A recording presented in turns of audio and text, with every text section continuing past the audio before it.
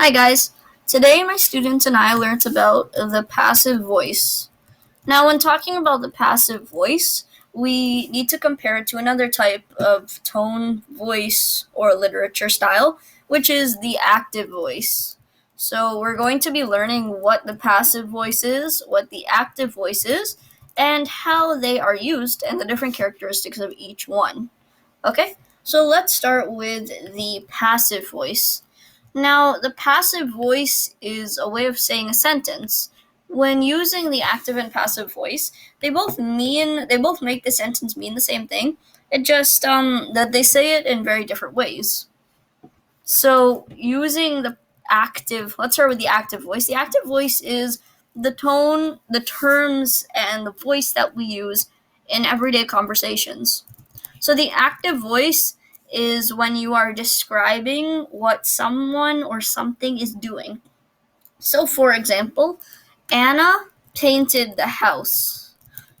Now, in a sentence, you always have to have the subject, the verb, and the object, especially when using active voice and passive voice, because we're talking about something that someone was doing, someone or something was doing.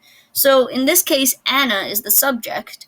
The verb is painted, which is just past tense for the verb paint.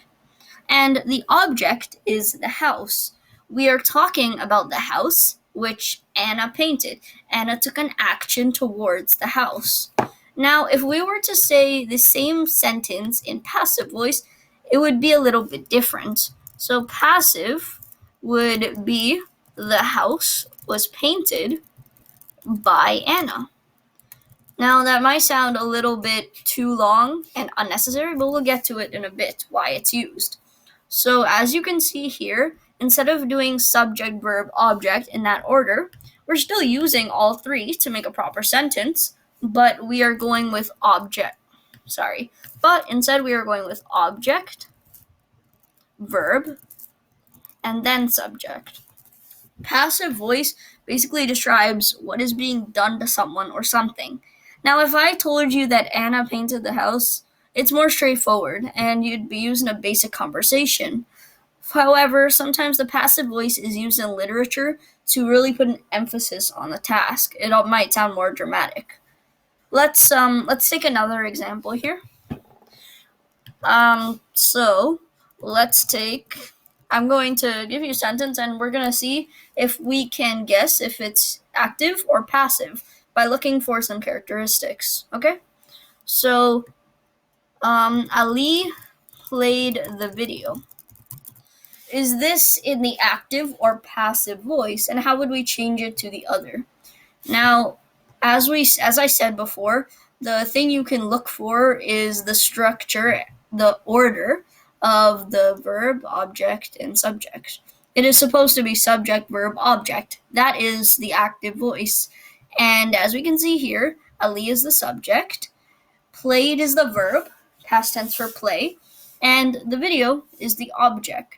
So it follows the order of an active voice sentence. So we know this sentence is in the active voice. Also, a characteristics of something in the active voice is that it doesn't talk about something that's being done to someone. It talks about what someone is doing. So nothing is being done to the video. That's not how we see this sentence. We see this video as Ali doing something. That's the main goal of the sentence, to show the reader that Ali is doing something. He's playing the video. He played the video already. Now that we know the sentence is in the active voice, how do we change it? So we just need to switch the order around. So to change it, the object would go first, followed by the verb, and then the subject. So it would come out as the video was played by Ali. As you can see, another characteristics of sentences in the passive voice is that it uses the word by, as we're describing what is being done to something. In this case, the video.